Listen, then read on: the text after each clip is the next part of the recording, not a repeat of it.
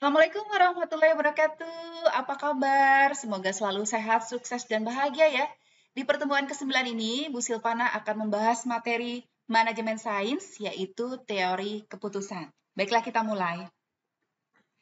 Nah, teori pengambilan keputusan ini adalah teori tentang bagaimana individu itu harus berperilaku rasional, ya, di bawah resiko dan ketidakpastian. Nah, ringkasnya, dalam pengambilan keputusan itu berarti kita akan menerapkan pilihan-pilihan yang rasional dalam pengelolaan organisasi swasta atau negeri atau bisnis atau pemerintahan dengan cara yang efektif. Kenapa teori keputusan ini menjadi penting? Teori keputusan ini itu adalah pendekatan yang interdisipliner untuk sampai pada keputusan yang paling menguntungkan, mengingat lingkungan itu di luar itu banyak yang tidak pasti. Nah, teori keputusan ini itu menyatukan psikologi, statistik, filosofi, dan matematika untuk menganalisis proses pengambilan keputusan. Nah, keputusan itu adalah suatu kesimpulan dari proses untuk memilih tindakan yang terbaik ya dari sejumlah alternatif yang ada. Gitu. Sedangkan pengambilan keputusan adalah proses yang mencakup semua pemikiran dan kegiatan yang dipadukan guna membuktikan dan memperlihatkan pilihan terbaik tersebut. Teori keputusan adalah suatu teknik analisis yang berkaitan dengan pengambilan keputusan melalui bermacam-macam model. Teknik pengambilan keputusan itu dapat dibedakan menjadi 4 model. Ya. Yang pertama adalah model keputusan dalam kondisi pasti. Model ini adalah model yang pada dasarnya biasanya disebut dengan model deterministik.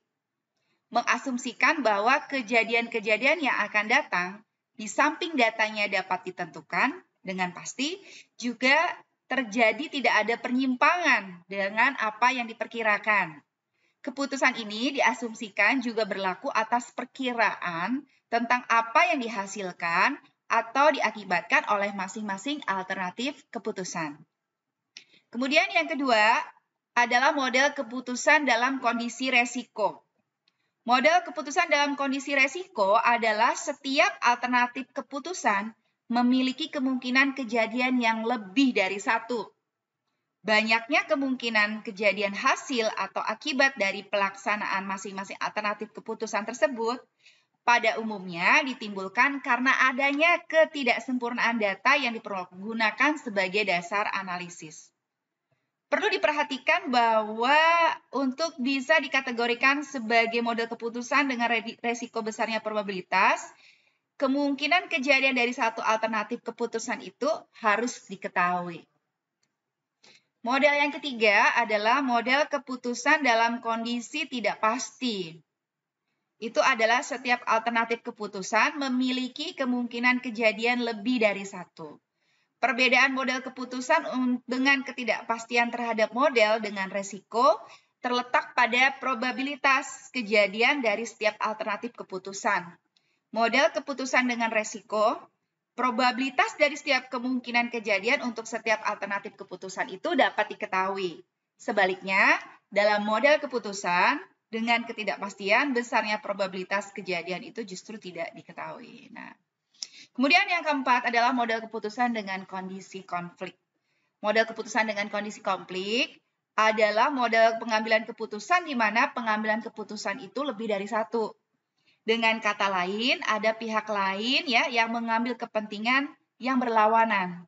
Dalam hal ini, pengambilan keputusan perlu memperhatikan reaksi pihak lain terhadap keputusan yang dibuat. Yang dimaksud pihak lain itu adalah misalnya seperti para pemegang saham, serikat kerja, pesaing, ya, distributor perusahaan ya yang sifatnya ini dominan sebagai pengambilan keputusan.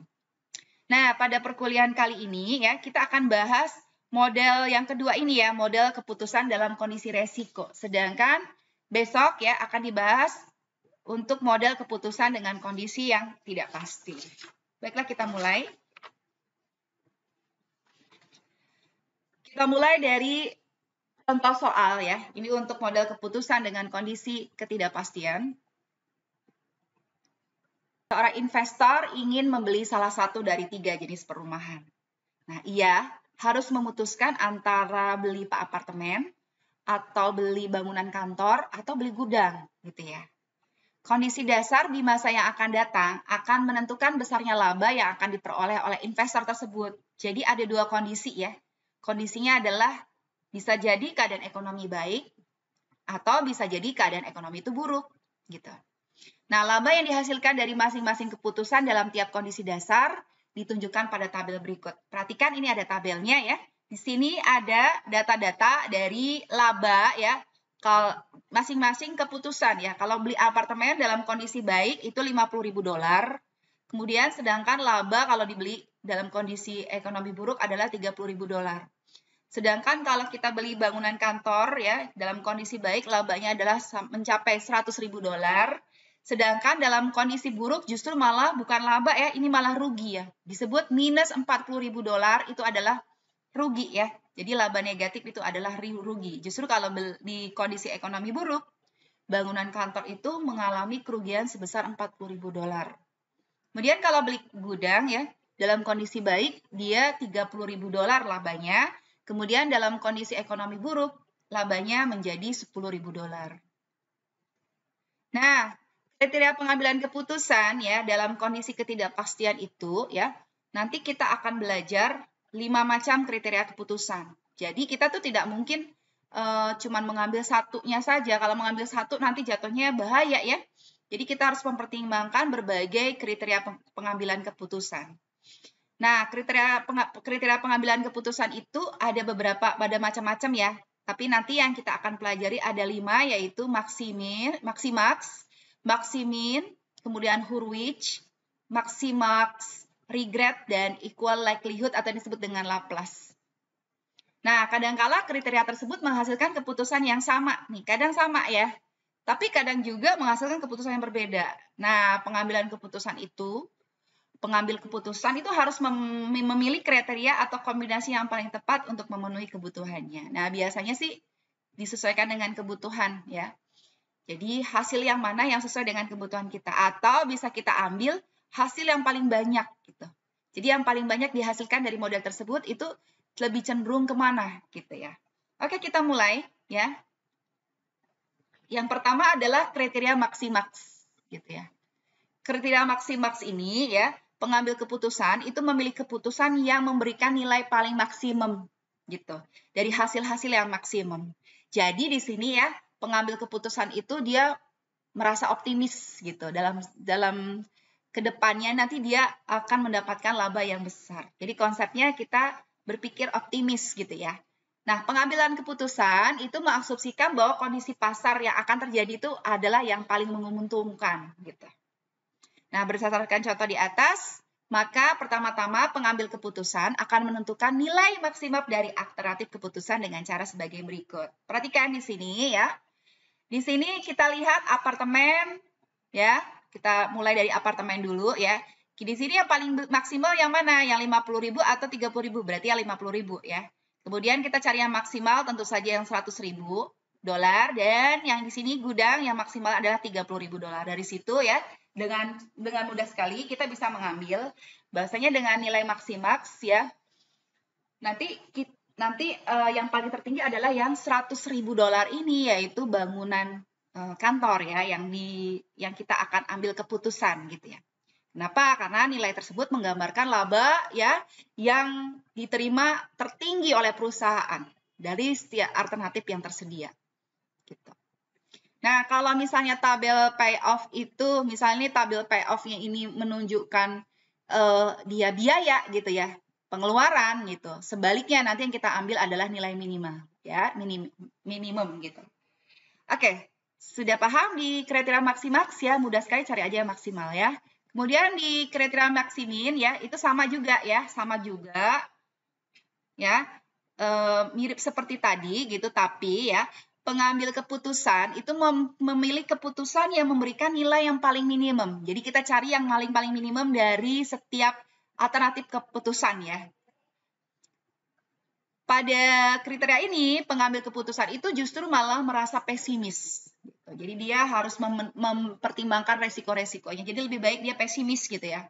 Nah, pengambil keputusan itu mengasumsikan bahwa kondisi dasar yang minimum dari alternatif keputusan itu akan terjadi gitu. Jadi lebih baik dia mikir resikonya dulu ya gitu. Jadi nggak mau terlalu optimis gitu. Apakah ini baik? Bisa jadi baik, bisa jadi enggak ya, tergantung nanti.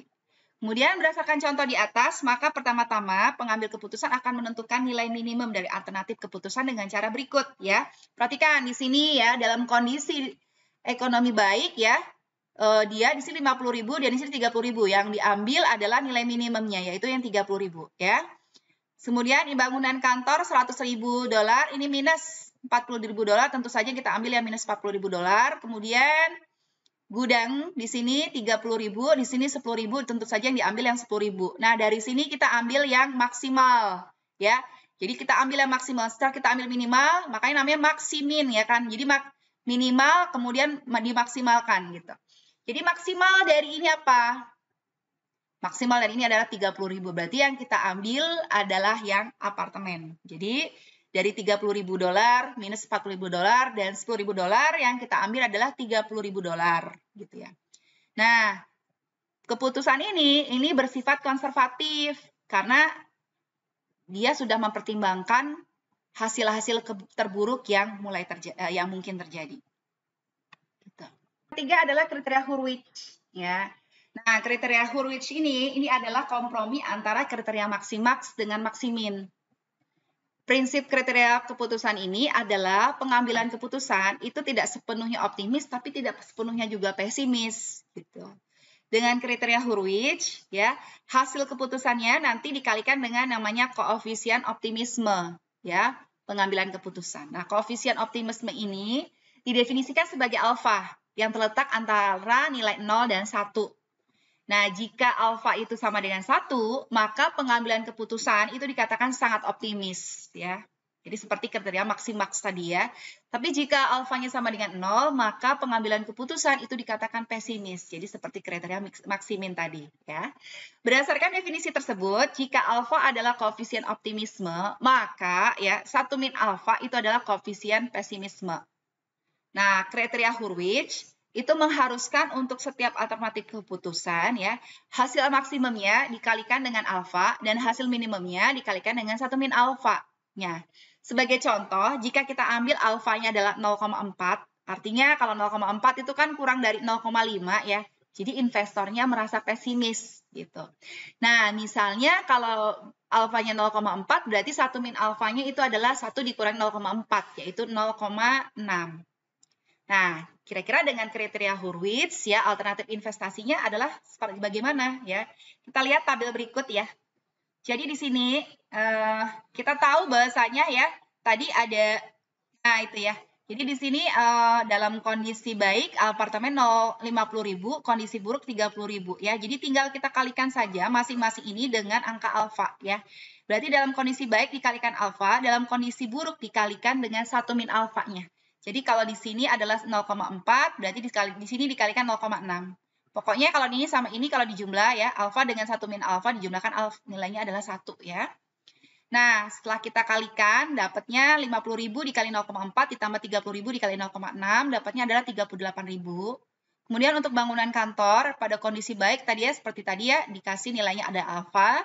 Untuk kondisi buruk dikasih nilainya adalah 1 min alfa ya. Jadi 100.000 dikalikan 0,4 ditambah minus 40.000 dikalikan 0,6, hasilnya adalah 16.000.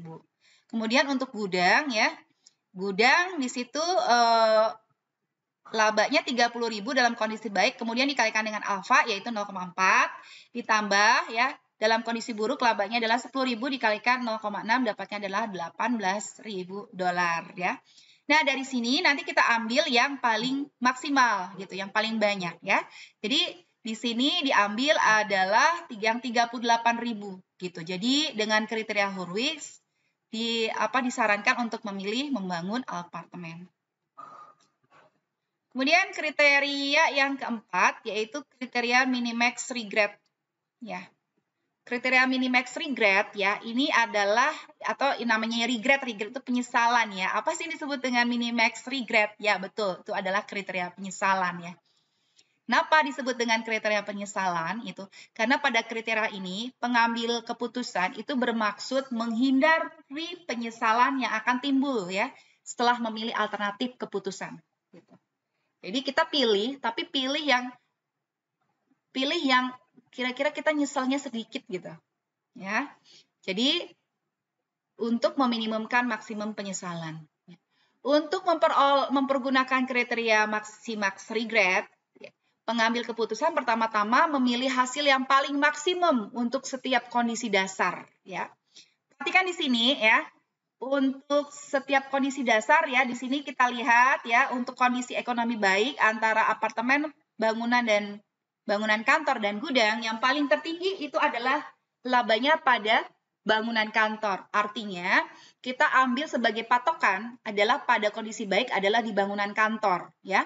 Selanjutnya, nanti masing-masing ya nilai dari 100.000 ini akan mengurangi masing-masing dari labanya masing-masing keputusan ya. Contoh nih, apartemen ini 50.000 karena kita ambil tadi ini patokannya 100.000, berarti 100.000 dikurangi 50.000 ya.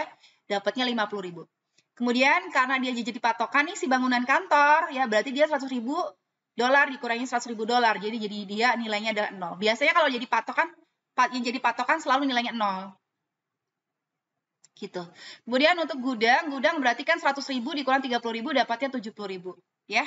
Kemudian pada kondisi ekonomi buruk ya, di sini kita ambil yang paling besar adalah nilainya yang 30.000. Minus 40.000 itu minus ya, walaupun angka 40 itu besar, tapi dia adalah nilai yang paling kecil justru malah, karena dia minus 40.000 dolar ya. Jadi yang kita ambil adalah 30.000 dolar. Seperti biasa sama kayak tadi, berarti karena dia patokannya di situ, berarti nanti kalau dikurangin dengan 30.000 nilainya juga 0. Kemudian yang negatif ya, jadinya nanti 30.000 min 40.000 ya. Min ketemu min jadi plus. 30.000 ditambah 40.000 adalah 70.000. Kemudian untuk gudang ya, karena dia 10.000 berarti 30.000 dikurangi 10.000. Nah, dari sini kita akan ambil yang tertinggi. Jadi antara 50.000 dengan 0, kita ambil yang mana? Yang 50.000 of course ya. 0 dengan 70.000 kita ambil 70.000 dan 70.000 dengan 20.000 kita ambil yang 70.000 ya. Kita rangkum dalam suatu tabel sebagai berikut ya. Nih ya seperti ini. Nah, dari sini karena kita mau ngambil minimax regret, artinya kita ambil yang terkecil ya, terkecil dari keputusan itu. Mana yang terkecil dari keputusan itu? Yang terkecil adalah yang 50.000. Artinya dia akan memilih apartemen. Kemudian yang terakhir itu adalah kriteria bobot yang sama atau equal likelihood atau yang disebut dengan Laplace. Kenapa? Karena dikemukakan oleh seorang ahli namanya Laplace ya. Laplace ini dia memberikan bobot yang sama untuk setiap kondisi dasar. Jadi diasumsikan bahwa setiap kondisi dasar memiliki kemungkinan yang sama terjadi. Artinya seperti rata-rata ya. Jadi kita mencari rata-rata. Dalam contoh di atas terdapat dua kondisi dasar ya. Kita tahu ada dua yaitu kondisi ekonomi baik dan ekonomi buruk. Nah, di sini kita kasih 50-50 ya, 50% kemungkinannya gitu. Nah, kemudian bobot tersebut dikalikan dengan hasil dari setiap alternatif keputusan. Nah, keputusan yang dipilih adalah keputusan yang memberikan nilai tertimbang yang maksimal atau yang tertinggi. Berarti ya, kalau kita kasih sini 0,5, di sini juga 0,5. Ini harus 50-50 gitu ya. Kayak kasus yang tadi itu ya, yang metode sebelumnya dia kan alfa dan 1 min alfa. Kalau di sini dia harus 50-50. Berarti nanti kita kalikan 50 dikalikan 0,5 ditambah 30 dikalikan 0,5 ya. Dapatnya 40.000 ya. Karena 0,5 dikalikan 50.000 itu adalah 25.000 dan ini adalah 15.000 ya. Kemudian 0,5 dikalikan 100.000 ditambah 0,5 dikalikan min 40.000 dapatnya 30.000. Kemudian gudang 0,5 dikali 30.000 ditambah 0,5 kali 10.000 dapatnya 20.000. Atau ya, kalau mau cepat caranya tinggal jumlahkan aja bagi 2. Ya kayak seperti kita mencari rata-rata. Jadi 50 tambah 30 80.000 dibagi 2 40.000 ya. Kemudian 100.000 dikurangi 40.000, 60.000 dibagi 2, 30.000. Kemudian 30.000 ditambah 10.000, 40.000 dibagi 2, 20.000. Nah, dari sini kita cari yang maksimal. Yang maksimal adalah yang apartemen, ya. Jadi antara 30.000, antara 40.000, 30.000, dan 20.000. Yang maksimal adalah yang 40.000, ya, yaitu yang apartemen. Nah, dari sini kita rangkumkan ya dari 5 kriteria itu. Maximax, dia keputusannya adalah bangunan kantor. Maximin, Hurwitz, Minimax, Regret, dan Laplace itu menghasilkan apartemen, gitu. Sehingga karena memang banyak yang apartemen, berarti investor itu harus memutuskan untuk membangun apartemen. Oke, itu adalah contoh soal yang pertama.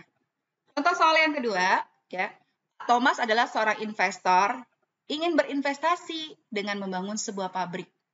Nah, dia ingin bangun pabrik, tapi dia ingin mutusin ya, pabrik itu pabrik besar, pabrik kecil, atau nggak bangun apa-apa gitu.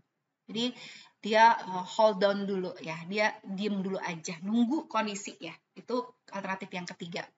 Nah, seperti biasa ya, kita ada perkiraan besarnya laba yang akan diperoleh oleh investor tersebut jika keadaan ekonomi baik, yaitu yang disebut dengan favorable market ya, dan kondisi ekonomi yang buruk atau unfavorable market. Gitu. Laba yang dihasilkan dari masing-masing keputusan ditunjukkan pada tabel sebagai berikut. Perhatikan ya. Ini tabel dasarnya ini, tabel payoff-nya ini. Namanya tabel payoff-nya ini, gitu ya. Jadi kalau membangun pabrik besar dia 200.000, kemudian kalau dia membangun di kondisi saat ekonomi baik ya, kemudian di saat ekonomi buruk atau unfavorable market itu min 180.000 ya. Kemudian ketika membangun pabrik kecil ya, keuntungannya atau labanya adalah 100.000. Kemudian ketika dia membangun pabrik kecil pada saat kondisi ekonominya lagi nggak bagus, itu dia mendapatkan rugi sebesar 20.000. Kemudian bisa jadi kalau nggak bangun apa-apa ya, kalau nggak bangun apa-apa untuk aja tidak akan mendapatkan laba dan tidak akan mendapatkan rugi ya dalam kondisi apapun gitu ya. Nah, dari sini kita akan coba untuk kriteria yang pertama adalah kriteria maximax ya. Kriteria maximax adalah memilih yang terbesar dari terbesar, gitu ya. Kita pilih yang besar. 200.000 dengan min 180.000 berarti ya pasti 200.000. 100.000 sama min 20.000 pasti nilainya adalah 100.000. Dan ini 0 ya. Dari sini kita ambil yang paling besar. Jadi pilih yang terbesar, kemudian dari yang terbesar. Pasti dapatnya adalah yang 200.000 ya. Itu adalah jawabannya yang maximax ya. Kemudian minimax. Minimax adalah pilih yang besar dari yang terkecil ya. Kita cari dulu 200.000 dan min 180.000. Kita cari yang terkecil yaitu min 180.000. Kemudian 100.000 min 20.000, dapatnya adalah min 20.000. Kemudian 0 dan 0 pasti 0. Kita pilih yang paling besar dari yang terkecil. Dari sini kita cari yang paling besar. Paling besar dari ini adalah semuanya negatif nih ya. Berarti HP yang besar adalah 0. Gitu. Oke. Kemudian kita masuk ke kriteria minimax. Kriteria minimax adalah pilih yang terkecil dari yang terbesar, ya. Nah, sekarang kita pilih nih dari sini. Ini ke sini yang paling besar apa? Ini, ya. Ini dan ini yang paling terbesar apa? 100.000. Dan ini adalah 0. Kemudian dari sini kita pilih yang terkecil, ya. Minimax seperti itu. Yang paling terkecil apa? Yang paling kecil adalah 0. Tuh. Kemudian selanjutnya Laplace, ya. Laplace itu dirata-ratakan lalu pilih terbesar. Kita merata-ratakan ini ya. Rata-rata jumlahnya gimana sih? Kita jumlahkan dulu 200.000 ditambah min 180.000 dapatnya 20.000. Kemudian rata-rata bagi 2. 20.000 bagi 2 adalah 10.000. Kemudian lapas 100.000 dikurangi 20.000. 80.000 dibagi 2 adalah 40.000. Sedangkan yang ini hasilnya 0 ya. Kemudian dari situ cari yang terbesar. Yang terbesar adalah ini ya. Bangunan pabrik kecil. Kemudian yang terakhir adalah dengan minimax regret ya. Minimax regret itu adalah kita mencari ya dari sini ya. Yang paling besar apa? Ya, ini ada 200.000, ini ada 100.000, ini ada 200.000. Yang paling besar apa? Yang paling besar adalah 200.000. Berarti 200.000 itu jadi patokan ya. Kemudian semuanya nanti akan mengurangi 200.000 itu ya. Berarti ini 200.000 ya. 200.000 200.000 dikurangin 200.000 dapatnya 0. Lihat yang di kotak kuning ya, ini hasilnya. Hasil pengurangannya. Ini 200.000 dikurangi 100.000 dapatnya 100.000 dan ini 200.000 dikurangi 0, ini dapatnya 200.000.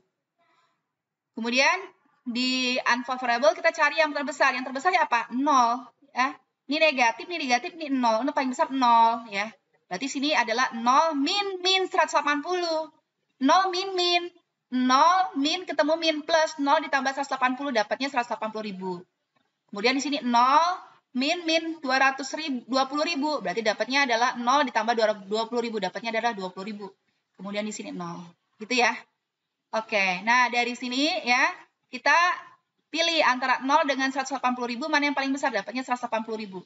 Antara 100.000 dengan 20.000 dapatnya yang paling terbesar apa? 100.000. Antara 20.000 dengan 0 dapatnya apa? 20.000. Dari sini kita ambil yang minimax, yang paling sedikit. Yang paling sedikit adalah 100.000. Ya. Oke. Nah, dari sini ya kita dapat memutuskan ya. Kira-kira mana sih yang kita akan jadikan alternatif pilihan ya. Dari sini kita akan memilih yang mana yang paling banyak. Oh, di sini dia akan galau ya. Kenapa? Karena di sini 1, memilih pabrik besar cuma 1, membangun tidak apa-apa dia ada 2, dan dia membangun pabrik kecil ada 2 ya. Kalau saya menjadi investor ini ya, menjadi Pak Thomas ya, saya akan melihat situasi kondisi dulu ya. Kondisinya lagi apa sih nih sekarang? Kalau zaman sekarang lagi pandemi ya.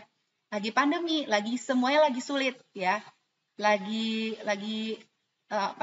perekonomian lagi depresi. Nah, kembalikan lagi kepada kalian, kira-kira nih tetap bangun tapi pabriknya kecil atau nggak bangun apa-apa. Nah, kembali kepada kalian ya. Saya nggak berani ngomong ya, kira-kira apa itu ya. Jadi saya keep aja dalam hati. Kira-kira kalian kalau kondisi seperti ini maunya apa? Nah, oke. Dan jawaban itu setiap jawaban itu tidak akan tidak ada yang namanya salah dan benar ya. Jadi kalau kalian itu menjawab apapun itu sertai dengan alasannya gitu. Jadi yang tidak benar adalah tidak ada alasannya. Jadi cuman cap cip cip belalang kuncup tuh nggak boleh ya. Jadi harus kalau kalian mau pilih misalnya kata membangun pabrik yang besar, jadi kalian patokannya adalah dengan cara maksimax gitu. Nggak masalah gitu. Oke. Ya, itu soal nomor 2. Soal nomor 3 ya. Nah, Ayu Ting Tang memiliki dana 100 juta ya, ingin diinvestasikan pada salah satu dari 3 rencana investasi yaitu saham, tanah, dan bangunan. Diasumsikan Ayu Ting Tang mau menginvestasikan seluruh dananya pada salah satu rencana. Payoff dari ketiga investasi tersebut didasarkan pada 3 situasi kondisi ekonomi, misalnya cerah, sedang, dan lesu. Kalau tadi kita kan biasanya dengan kondisi ekonomi bagus dengan yang lemah gitu ya, atau favorable dan unfavorable. Nanti bisa jadi nanti ada lebih dari 2 gitu ya. Ini seperti ini adalah ada 3 ya. Cerah, sedang, dan lesu. Nah, sekarang bagaimana kita memberikan saran kepada Ayu Ting Tang untuk bagaimana dia menginvestasikan, apakah di saham, di tanah, atau di bangunan. Oke, kita mulai.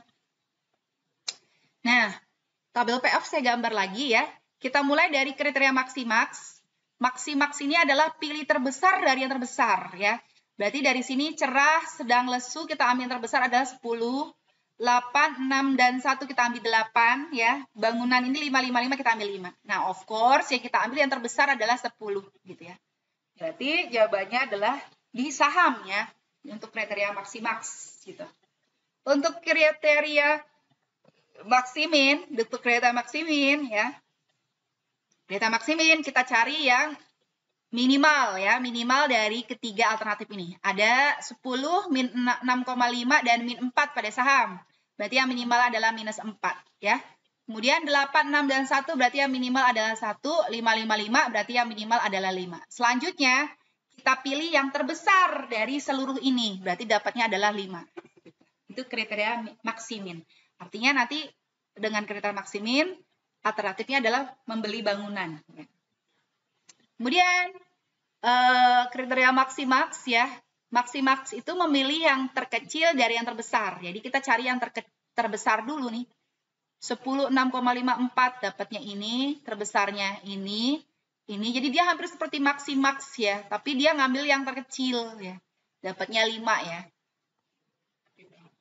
Kemudian untuk kriteria Laplace ya, Laplace itu adalah tinggal kalian jumlahkan aja seluruhnya ya.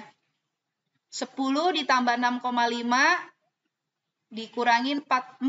16,5 dikurangi 4, 12,5. 12,5 itu adalah 6,25. Kemudian 8 tambah 6 tambah 1, 15. 15. Oh, salah.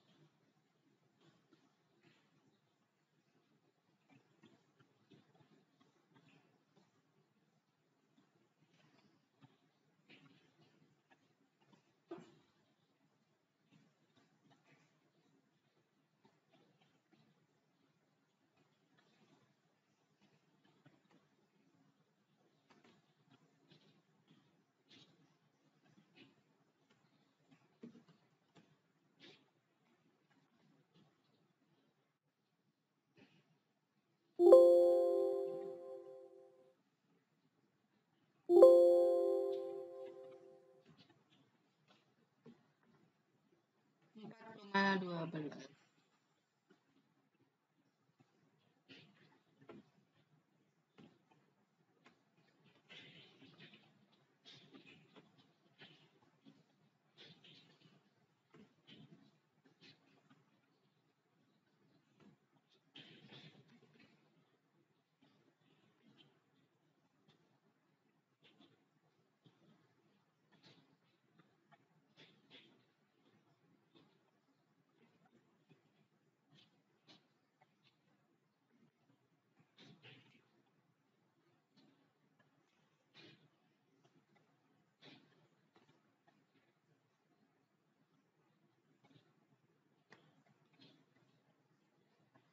Oke, baiklah.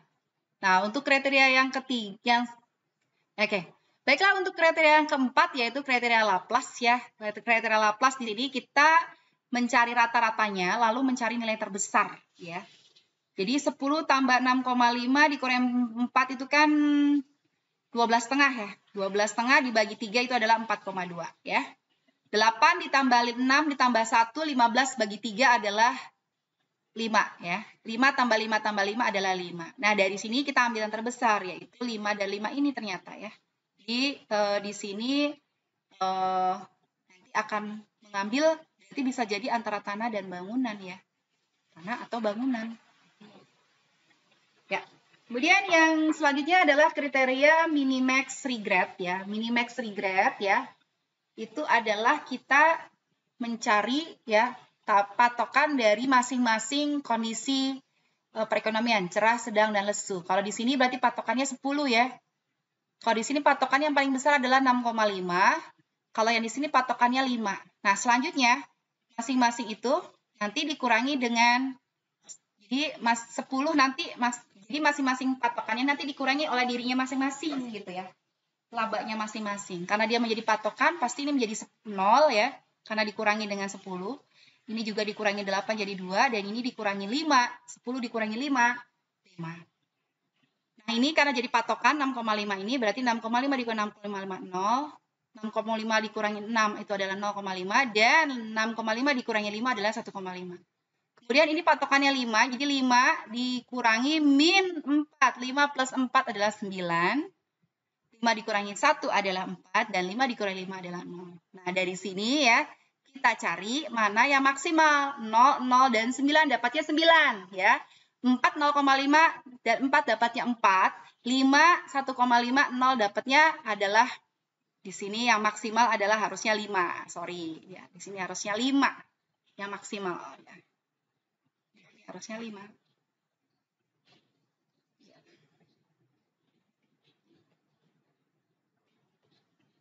Ya, harusnya 5 yang maksimal ya.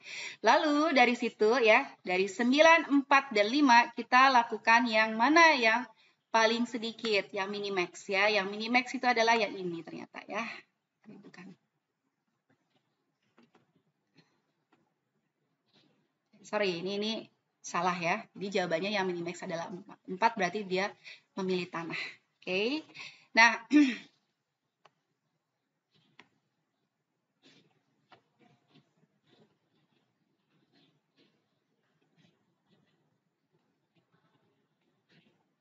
oke, nah dari sini ya, kesimpulannya apa? Kesimpulannya apa ya? Coba perhatikan dari sini yang dilingkari ya, yang ini yang dilingkari harusnya ini ya. Sekarang kalau saham yang dilingkari ada cuma satu dengan kriteria maksimax, tanah ya dilingkari ini dan ini ada dua ya dengan kriteria Laplace dan minimal regrets. Kemudian untuk bangunan itu maksimin, minimax, Laplace juga ya ada 3. Kira-kira kemana ya Ayu Ting Tong akan menginvestasikan bangunannya? Nah itu kita sarankan karena lebih banyak di bangunan berarti Ayu Ting Tong kita sarankan untuk menginvestasikan uangnya ke bangunan. Kira-kira seperti itu ya contoh soal 3. Nah sekarang untuk berlatih ya silakan ya ini latihan ya. Latihannya adalah sebagai berikut. Ini soalnya tentang menginvestasikan warisan ya. Jadi gini ceritanya, Amanda Monopoli lulusan mahasiswa jurusan Sistem Informasi ya, baru mendapatkan warisan dari orang tuanya. Dia memutuskan satu dari beberapa alternatif investasi. Tingkat pengembalian setelah 1 tahun sangat tergantung pada tingkat bunga setiap tahun berikutnya. Saat ini tingkat bunga adalah 7%. Dan dia mengantisipasi bahwa tingkat bunga akan tetap sama atau meningkat atau menurun sebesar 2 poin. Sebagai alternatif investasi, tingkat pengembaliannya ini dalam $10.000. Ya, jadi dalam $10.000. Ini datanya ini semuanya dalam $10.000. Nah, kalau di sini investasinya dana pasar uang ya untuk tingkat bunganya 5%, ini berarti pengertiannya adalah 2 dikali 10.000 berarti $20.000 ya. Kalau ini $3,1. 3,1 kali $10.000 $31.000. Ini $40.000 ya. $43.000 dan seterusnya. Kalau negatif berarti dia bukan memiliki laba ya. Bukan mendapatkan keuntungan tapi justru dia malah berkurang ya. Jadi kalau di sini minus 3 itu berarti minus 3 dikali 10.000 seperti itu. Nah dari data tersebut ya tentukan kalian sebagai manajer investasi ya kira-kira bagaimana saran kalian kepada Amanda Monopoli ya untuk menentukan mana investasi yang terbaik ya dengan menggunakan kriteria keputusan sudah diajarkan sebelumnya yaitu dengan maksimax, maksimin gitu. Dengan Hurwitz. Nah, Hurwitz ini diambil alfanya yaitu 0,3. Tadi kan 0,4 ya, sekarang kita ambil 0,3. Kemudian dengan equal likelihood atau Laplace ya, dan dengan minimax regret. Oke, silakan berlatih ya. Tugas ini dikumpulkan ya, dan dikirim ke saya secara japri, tidak boleh di grup ya.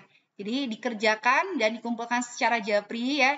Ditunggu hari ini sampai pukul 19 ya. Kalau besok saya nggak mau nilai. Silakan mengerjakan latihan ini dan terima kasih atas atensinya. Saya tunggu latihannya. Saya akhiri dengan wassalamualaikum warahmatullahi wabarakatuh.